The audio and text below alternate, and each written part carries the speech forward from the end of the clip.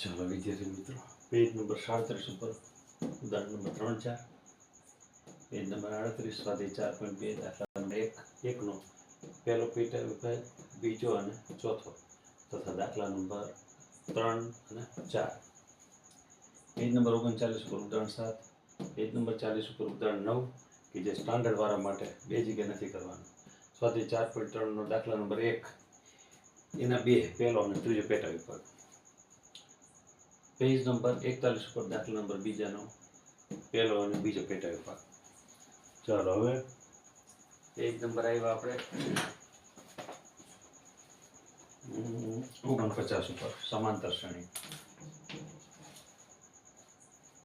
अच्छे उदाहरण नंबर 3.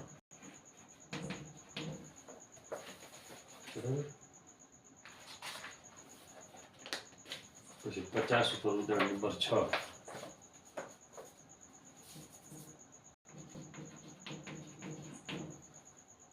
पर उदाहरण नंबर 6.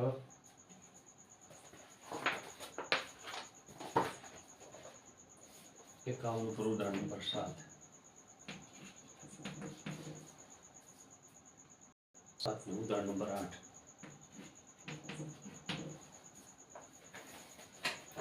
समांतर श्रेणी ने महत्व आपजो, વધારે પાસ થવા માટે બહુ અગત્યનું સ્વાધ્યાય છે. તો પેજ નંબર 53 પર 5.2 દાખલા નંબર 2 એમાં ખાલી જગ્યા આપેલી 2 મોસ્ટ આઈએમપી 2 માંથી એક પૂછાય. દાખલા નંબર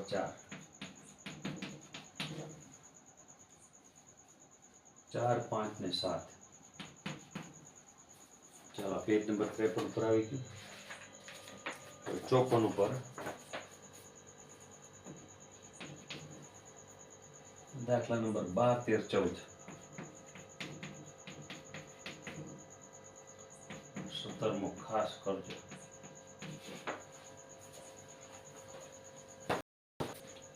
ચાલો હવે આ એનમાં પદ શોધવાના પૂરા થયા. હવે સરવાળાના દાખલા આવશે.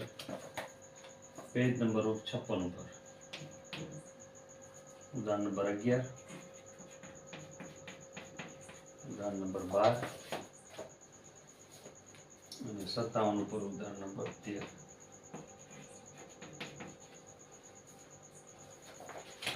ચાલો પછી આગળ સ્વાધ્યાયમાં 5.3 પેજ નંબર 59.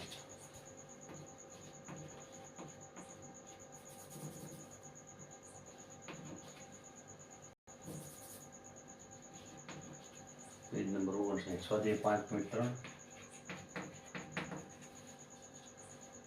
દાખલા નંબર 1 નો પહેલો પેટા વિભાગ અને ત્રીજો. બરાબર. પછી દાખલા નંબર 2 નો બીજો અને ત્રીજો.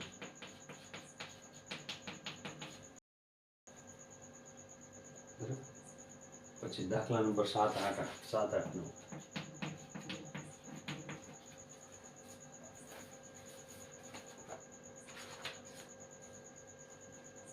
પછી પેજ નંબર 60 ઉપર દાખલા નંબર 13 અને આ 16 સ્ટાન્ડર્ડ વાળા માટે અને 19 સ્ટાન્ડર્ડ વાળા માટે. બેઝિક વાળા કરતા નથી. ચાલો હવે સ્વાધ્યાય આવ્યા. છઠ્ઠું આનો બરાબર ફોટો લઈ લેજો. ચાલો હવે આગળ જોઈએ. ત્રિકોણનું સ્વાધ્યાય આવશે. વિદ્યાર્થી મિત્રો, મારા ઉપર તમે એકવાર ભરોસો રાખજો, કારણ કે મારું આઈએમપી બહુ સારું એવું પૂછાય છે. સમજાય? પાસ થવું તો એકદમ સહેલું તમારા માટે. ચાલો પેજ નંબર 67 ઉપર દાખલા નંબર 1 ખાલી જગ્યા.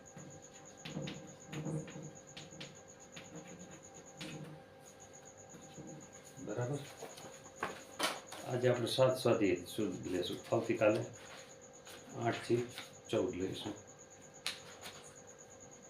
ચાલો પેજ નંબર 72 ઉપર દાખલા નંબર 1, પછી દાખલા નંબર 2 નો પહેલો પેટા વિભાગ, બીજો પેટા વિભાગ. સ્ટાન્ડર્ડ ને બેઝિકમાં કાંઈ બહુ ડિફરન્સ નથી રહેતો. ક્યારેક બેઝિક વાળાને બહુ અઘરા દાખલા પૂછી લે આ લોકો, એટલે કે આપણે એક્સપેક્ટ ન હોય. ચાલો પેજ નંબર 82 પર દાખલા નંબર 2 સ્ટાન્ડર્ડ વાળા માટે, બેઝિક વાળા ગણવાની જરૂર નથી. દાખલા નંબર આ એસટીડી એટલે સમજી લેવાનું સ્ટાન્ડર્ડ, બેઝિક વાળા કરતા. ચાલો અહીં 6 સ્વાધ્યાય તમારું પૂરું છે. ત્રિકોણ, સમરૂપ ત્રિકોણ, હજી 2 બાકી ગયા. 15-16 કરી નાખ જોઈએ સ્ટાન્ડર્ડ વાળા માટે. 15-16 સ્ટાન્ડર્ડ. ચાલો હવે 7મું સ્વાધ્યાય 8 થી 14 આવતીકાલે જોશું આપણે, બરાબર? ત્યારે 7 સ્વાધ્યાયના દાખલાની તૈયારી કરી લ્યો, બરાબર? ચાલો પેજ નંબર આવશે 88. 88 પર જોઈએ.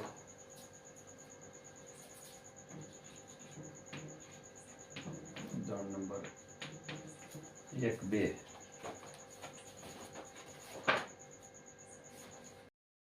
નિવેશી પર ઉદાહરણ નંબર 4.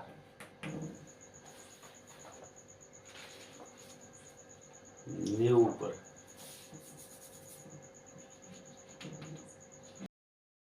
નિવેશી 90 ઉદાહરણ નંબર 5. 1, 2, 4, 5. હવે સ્વાધ્યાય 90 પર જ છે હજી. સ્વાધ્યાય 7.1 દાખલા નંબર પહેલાનો પેલો એક જ કરવાનો. પછી દાખલા નંબર 7,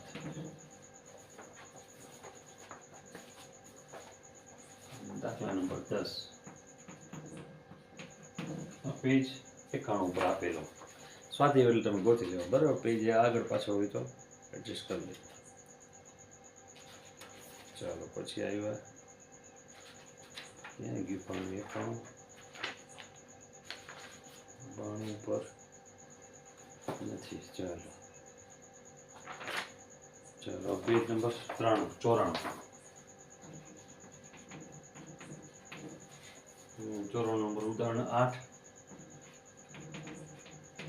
9મું સ્ટાન્ડર્ડ વાળા માટે, બરાબર? પછી સ્વાધ્યાય 7.2 નો 1, 4 ને 7. સ્વાધ્યાય 7.2 નો 1, 4, 7 દાખલા નંબર 1, 4, 7. ચાલો વિદ્યાર્થી મિત્રો આગળ વધીએ આપણે. ચાલો અહીંયા 7 સ્વાધ્યાયના દાખલા પૂરા થાય છે. મારી તમને વિનંતી છે કે આ દાખલા તમે આવડતા હોય તો વ્યવસ્થિત ગણી લેજો, ના આવડે તો શીખી લેજો, બરાબર? બોર્ડની પરીક્ષામાં જેટલા પણ દાખલા આવડે, ના આવડે અધૂરો એટલે આમાં તમને સ્ટેપના માર્ક હોય. ઘણાને એવું હોય કે મારે જવાબ આવતો જ માર્ક મળે, એવું કાંઈ ન હોય. સ્ટેપ પર દાખલા હોય. અમુક દાખલાને એક સ્ટેપનો 1 માર્ક હોય, અમુકનો અડધો માર્ક હોય, બરાબર? ચાલો આવતીકાલે આપણે સ્વાધ્યાય 8 થી 14 MP દાખલા આપીશું.